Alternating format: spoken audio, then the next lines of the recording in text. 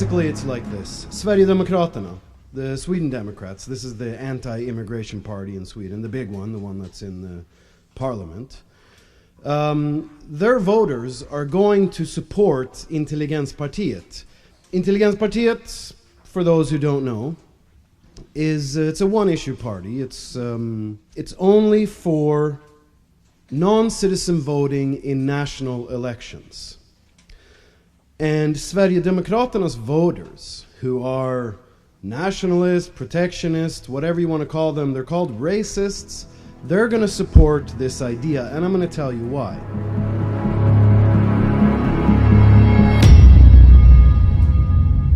Now, this is traditionally a left issue, non-citizen voting, and the right has traditionally been against it, and part of the reason is because they have said that the reason that the left is for this idea is because it benefits the left. Because, well, the left has more generous social welfare platforms, and therefore, you know, immigrants who are new to the country, who are more dependent on the social welfare system in the beginning, are more likely to vote for them. Now, what I'm here to tell you is that the non-citizen vote is actually going to benefit the conservative right, the nationalist, protectionist side, more than it does the liberal left, center-left side. My question to you then is, and it's a legitimate question, it's a serious question, if that turns out to be true, if you belong to the liberal left, liberal center-left, who would support the idea of non-citizen voting, if it turns out that it benefits the conservative right more than it does the liberal left, will you still support the idea? If you don't, once you find out that this benefits the conservatives and then reject the idea, this makes you a bigot, right? If you would defend somebody's rights because it benefits you and reject those rights because it benefits your opponents, that makes you a bigot. I'm just going to tell you why the right, and even the far right, the protectionists, nationalists, why they're going to support the Intelligence Party, why they're going to support non-citizen voting in national elections. So the first one is, it's going to benefit the nationalists more than it does the internationalists. The second one is, the right, who often claim, let's just say whatever, values conservatives or economic right or whatever it is, like to represent a more rational, more sober group that is willing to look at numbers, doesn't want to fudge them, you know, is more rational in what things actually look at, and you know, accuse their opponents of not being willing to look at reality. So from this side, you can often hear that there is a political Islamic takeover going on in Europe, right? You would need to find this out. If you think that this is a true threat, that this culture is being threatened by another politically religious intention, you should welcome the proof. And the sooner you find out, the better. And you're only going to get the proof from this new population, which is big. And you need it. Otherwise, it's just assumptions. So this is what I'm saying, that even the protectionists and the nationalists are going to support this idea because they need to prove that they believe in what they believe in.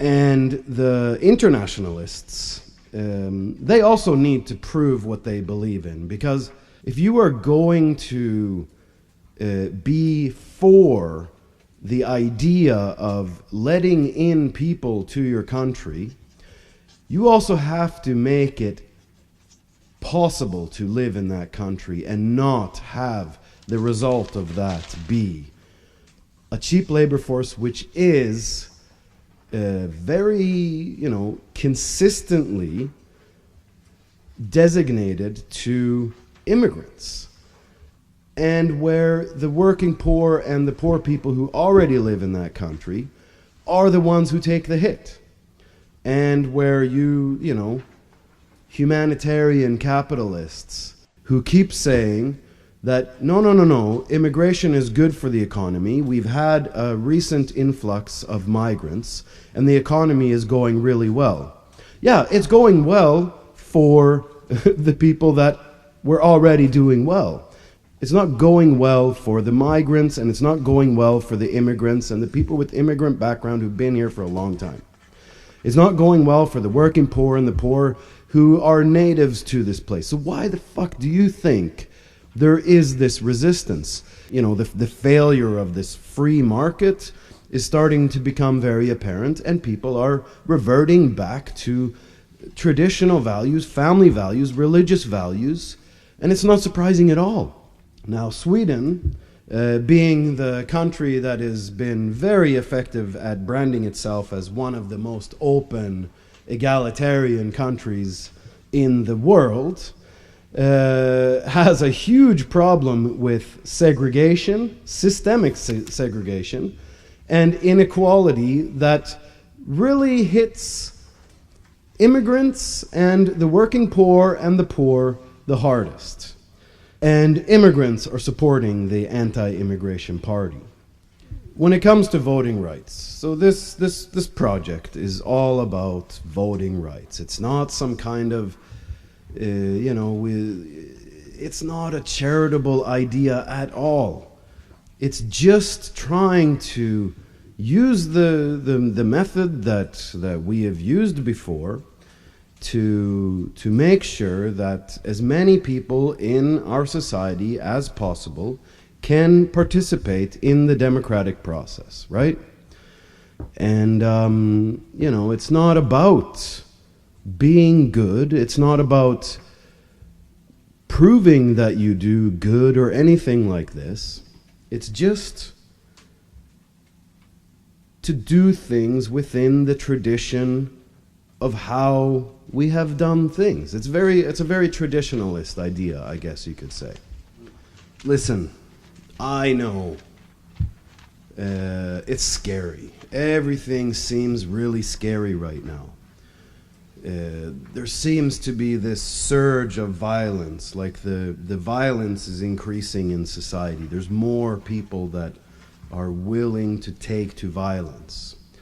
There's more right-wing extremists who have, they're armed with machine guns. There's more Islamic terrorists who are like ready for jihad, all this kind of stuff. It's just like bombarding you. But, you have to think, like, how many books do we need about these small groups? How many journalists do we need to make reports about this? How many activists do we need to remind us that the danger is growing, it's coming? Seriously, I mean, if somebody's telling you that there is danger over here, that this danger is bigger than you think, you can be pretty sure they're trying to sell you something. And what they're trying to sell is themselves. They're trying to sell, they're branding themselves as being a necessity in this discussion, basically looking for a career, I would say. Now, my question when it comes to fear propaganda is, how can you actually, if you believe that fear propaganda works, if you believe that if you dislike fear propaganda, I assume you dislike it because it's effective, because it works. So if you believe that, how are you going to hate somebody who is afraid? Like, how are you going to hate that grandmother who's like saying racist things because she's afraid now? When it is the fear propaganda which is the problem. And you should think that's a problem because you know that it works. And if you believe that it works, how are you going to extend the hate to somebody who it works on? So, just to say, like, why is it so important for Swedish people to point out so aggressively who is racist and who isn't racist, right? I mean, you have to look at what this society grew out of, right? 100 years ago, this place, like, okay, Scandinavia, but Sweden was, they were front runners in this science, the eugenics, the phrenology, this kind of, the race-based science that basically put the Swedish white people at the pinnacle of evolutionary development. It must have been amazing to hear this about yourself, right? Not that easy to let go of. Once that was debunked, it wasn't really, it's not like that whole nation backed off and said, oh, okay, I guess we're not superior, we're not a superior race. No, just adopted another superiority, and that was a values superiority. And to this day, this is basically the claim of the Swedish culture. So if you are racist, you belong to a lower form of development. It really is constantly trying to maintain some form of supremacy. And it goes from racial to cultural and all these kinds of things. But it really, in the end, is racial because white people from Scandinavia have a real need to point out other white people's racism, because this is how you differentiate or take a distance from yourself being associated with your past supremacy. So it's super important to express how other people belong to some lower developed class, which is again racism, which again is just to maintain a form of supremacy. And it is whites on whites. I call this white on white supremacy. And it is backfiring now, I think, because it's a little bit too easy to expose people who need to express that they belong to some infallible culture which has solved everything, figured everything out, knows exactly how things should be. And it creates everything from thinking that you are doing the best in the world to thinking you need to protect the best culture in the world. These are both cut from the same cloth. Another thing that I do have to say about Sweden, this is kind of funny, I guess. Okay, some politician or some public person says something stupid, right? It's like kind of sexist, kind of racist, whatever. And the backlash is massive, people start freaking out and all this kind of stuff. And then apologizes. It says like, sorry, I didn't mean to say that, it came out wrong. And then the response that comes, usually from journalists or somebody who is also a public person, is that, okay, in Swedish it's like this. Om du inte vill avslöja din taskiga människosyn så är det bäst att inte ha den människosynen till att börja med. Which basically translates to, if you don't want your shitty views on humanity to be exposed, it's best not to have those views to begin with. And the reason I bring this up is because it really kind of perfectly illustrates this the values supremacy, which is not so much about trying to reach better ideals or anything like that. You're supposed to be born with it.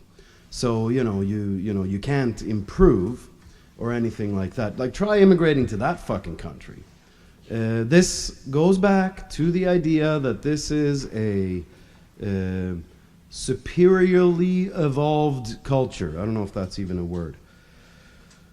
So, you know, it's impossible to win this game. You have to have the perfect values. The nationalists have done a pretty good job at putting national values on the agenda.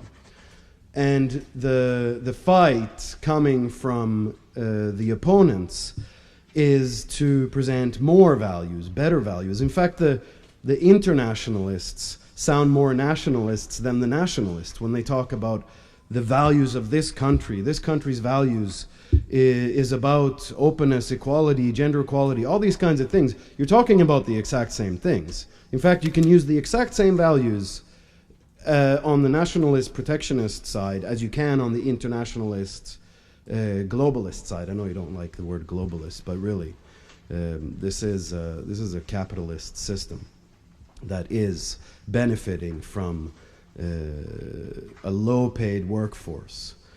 And, you know, I'm not talking about helping people. I'm not talking about the humanitarian thing. I'm talking about how do you live best in a society together when there is a huge influx of new population. The demographics are changing, right? And this has been done many times before. What I'm trying to say is, fuck your values. Your values do not matter. In a democratic system, your values are irrelevant. Your rights are relevant, but your values are not. And, you know, when the aristocrats, the old aristocrats, gave voting rights to the poor, they did not do this because they ended up sharing the same values. No, they did it to avoid violence.